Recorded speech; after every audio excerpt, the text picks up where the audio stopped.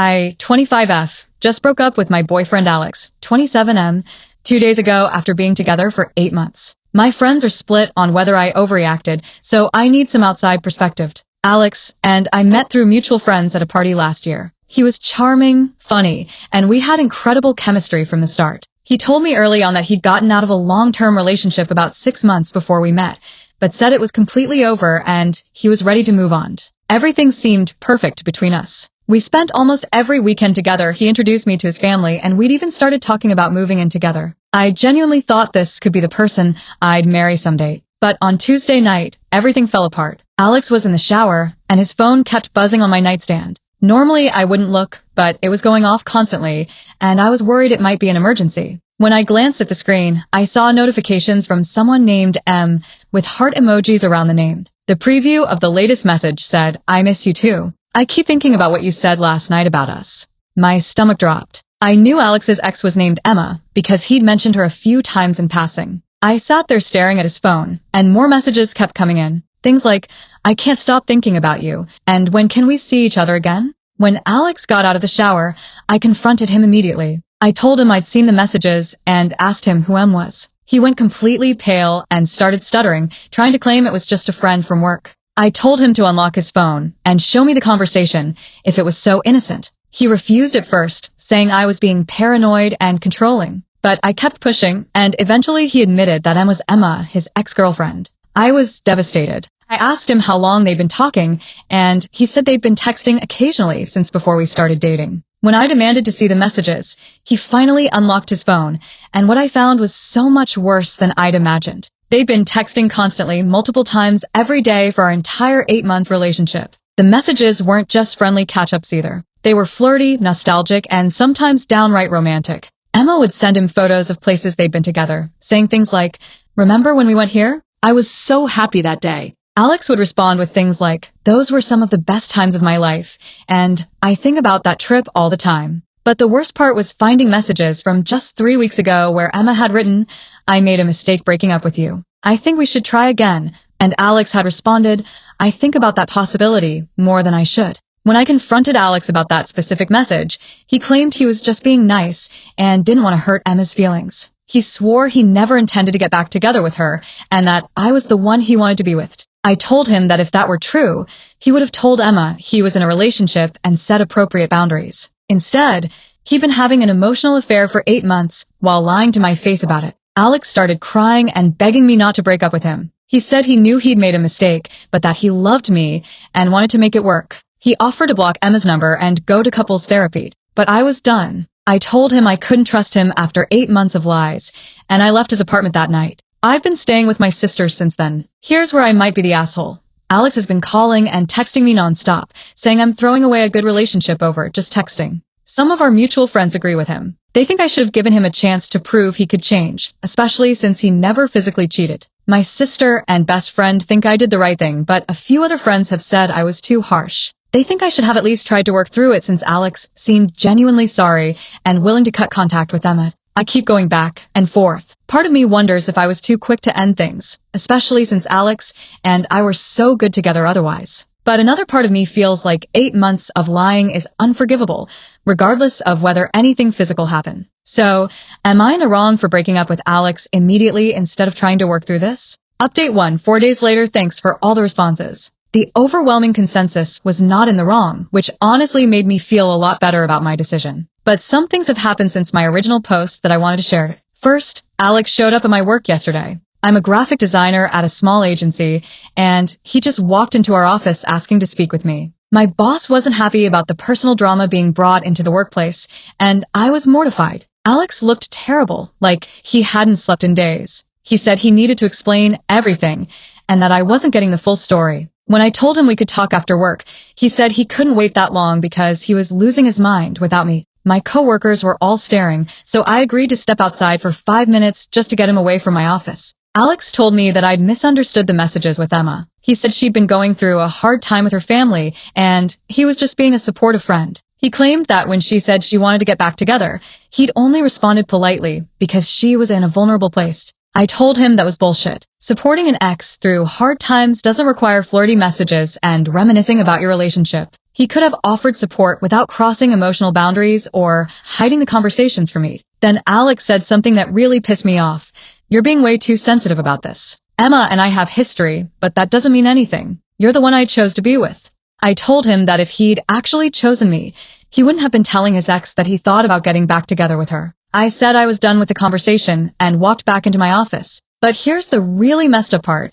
After I went back inside, Alex sat in his car in our parking lot for over an hour. My coworker saw him and asked if I wanted her to call security. I told her no, but I was honestly getting a little freaked out by his behavior. When I left work, Alex was gone, but I found a handwritten letter on my car windshield. It was 3 pages long, basically repeating everything he'd already said but adding that he'd made the mistake of trying to maintain a friendship with Emma, and that he realized now it was inappropriate. The letter also said he'd already blocked Emma's number and deleted all their messages. He said he was willing to show me his phone anytime I wanted, and that he'd do whatever it took to earn my trust back. Reading that letter just made me more certain that I'd made the right decision. The fact that Alex thought the problem was maintaining a friendship rather than lying to my girlfriend for 8 months showed me he still didn't understand what he'd done wrong. Update 2. 1 week later, things have gotten weird with Alex, and I'm starting to think I dodged a major bullet. After the parking lot incident, Alex texted me every day for 3 days straight. Not just 1 or 2 messages. We're talking 15 to 20 texts per day,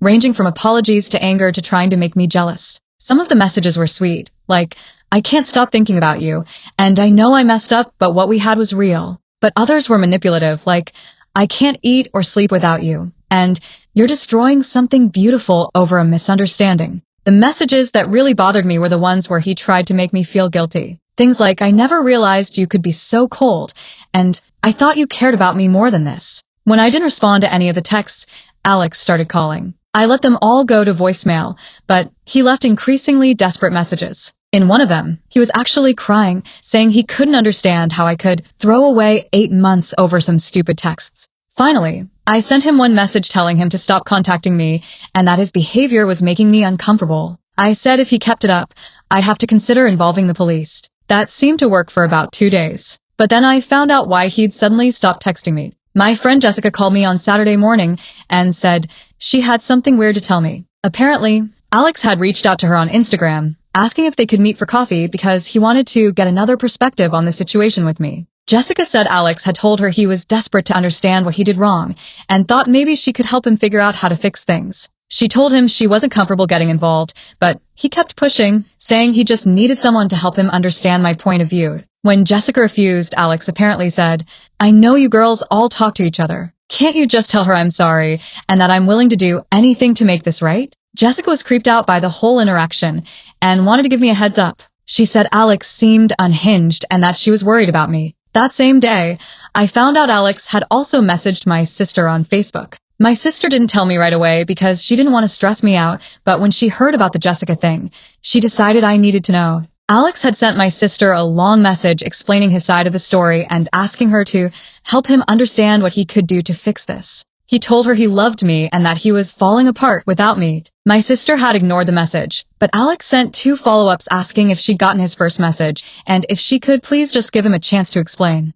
Now I'm genuinely concerned about Alex's mental state. This level of persistence and inability to accept that the relationship is over seems really unhealthy. I'm also worried that he's going to keep escalating his attempts to contact me. I've screenshots of all his messages and saved his voicemails. I'm hoping it doesn't come to this, but I might need to file for a restraining order if his behavior continues. Update 3. 3 weeks later, I need to update you all because Alex's behavior has gotten significantly worse, and I found out some things about his relationship with Emma that make everything so much more disturbing. First, the stalking escalated. After I told Alex to stop contacting me, he started showing up places where he knew I'd be. He came to my gym twice, showed up at the coffee shop I go to every Sunday morning, and even appeared at my friend's birthday party last weekend.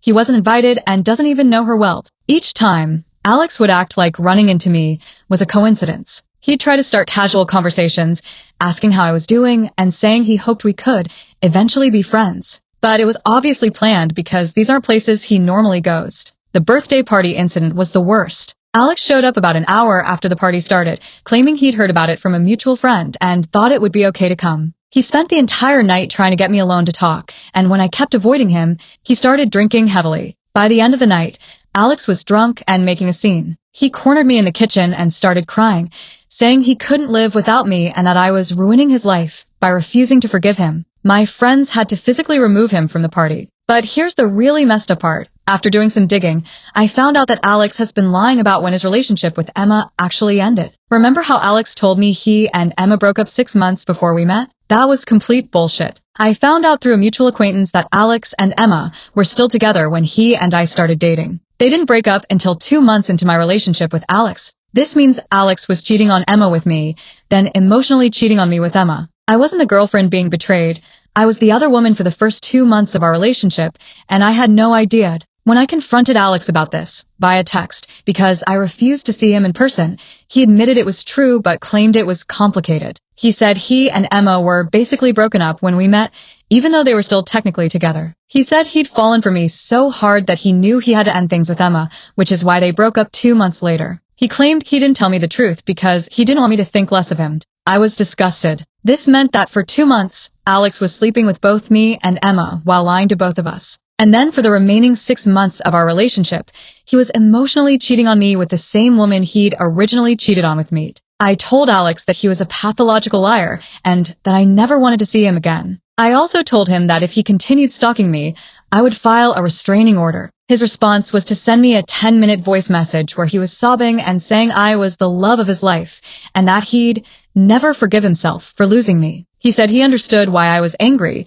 but that we could work through this if I just gave him one more chance. I didn't respond, but I did save the voice message as evidence of his continued harassment. Update 4. 2 months later, I got a restraining order against Alex 3 weeks ago, and it was the best decision I've ever made. After my last update, Alex's behavior got even more concerning. He started leaving gifts on my car, flowers, coffee, handwritten letters. When I continued to ignore him, the gifts became more personal and expensive. He left a necklace that cost at least $300 and a framed photo of us from one of our dates. The photo really freaked me out because I'd never seen it before, which meant Alex had been taking pictures of me without my knowledge. In the photo, I'm laughing at something, completely unaware that he was photographing me. It felt violating and creepy. I also found out that Alex had been asking our mutual friends detailed questions about my daily routine. He'd ask things like, does she still go to that yoga class on Tuesday nights?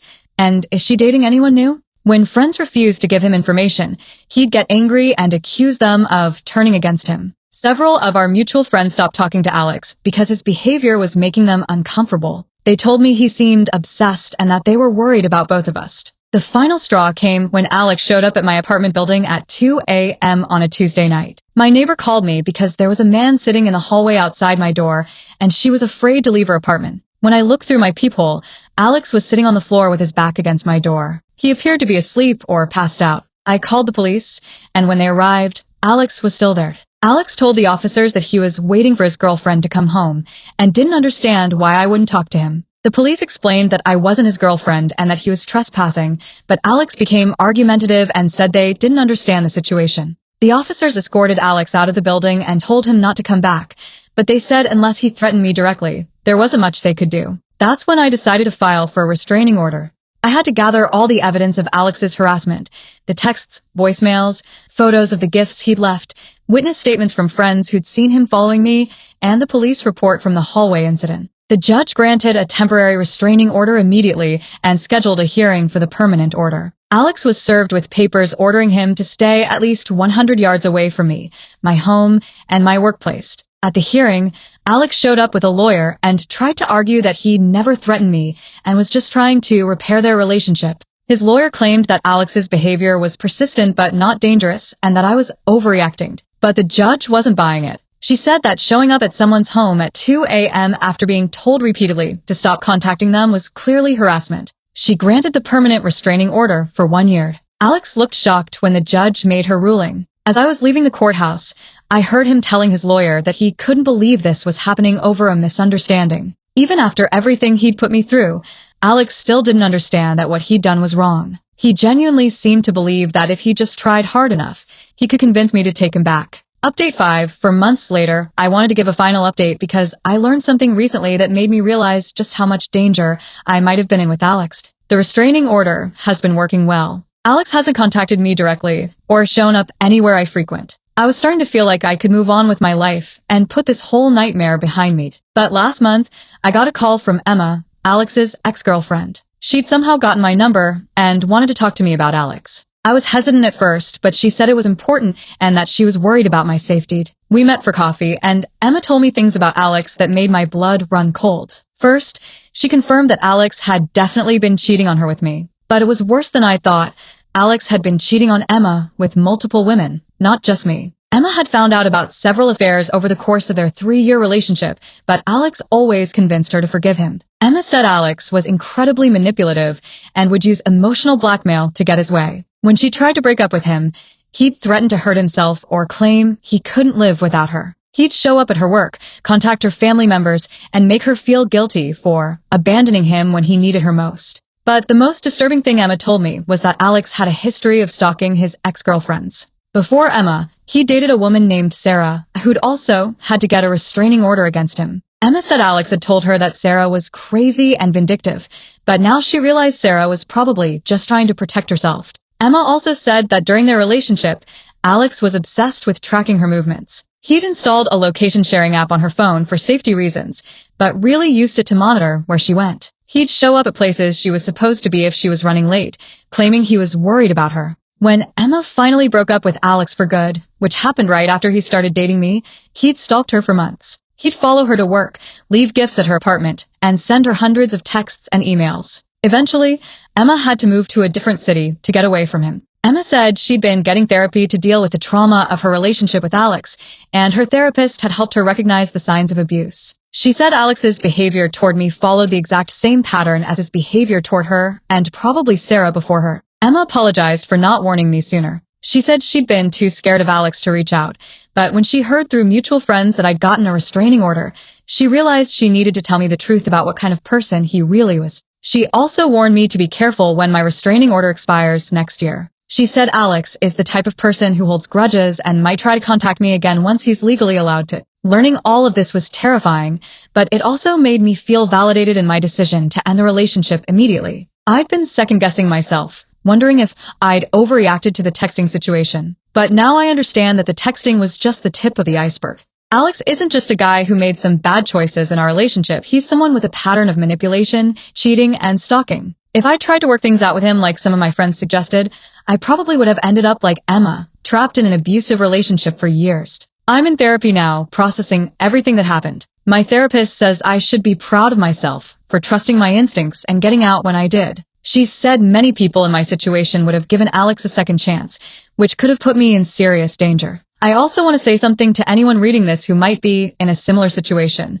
Trust your gut. If someone's behavior is making you uncomfortable, you don't owe them a second chance. You don't have to prove that their actions were bad enough to justify ending the relationship. I almost stayed with Alex because the emotional cheating seemed like something we could work through. I'm so grateful I didn't, because I now know it would have only gotten worse. The texting with his ex wasn't the real problem. It was just a symptom of Alex's bigger issues with honesty, respect, and boundaries. Someone who lies to you for 8 months straight and then stalks you when you try to leave isn't someone you can fix with couples therapy. I'm doing much better now. I'm dating someone new who's honest, respectful, and has never made me question my own judgment. The difference is night and day. To anyone who thinks I was too harsh on Alex, I wasn't. I was protecting myself from someone who turned out to be genuinely dangerous. Sometimes the best thing you can do for yourself is walk away immediately, even if other people think you're overreacting. Trust yourself. You're probably right.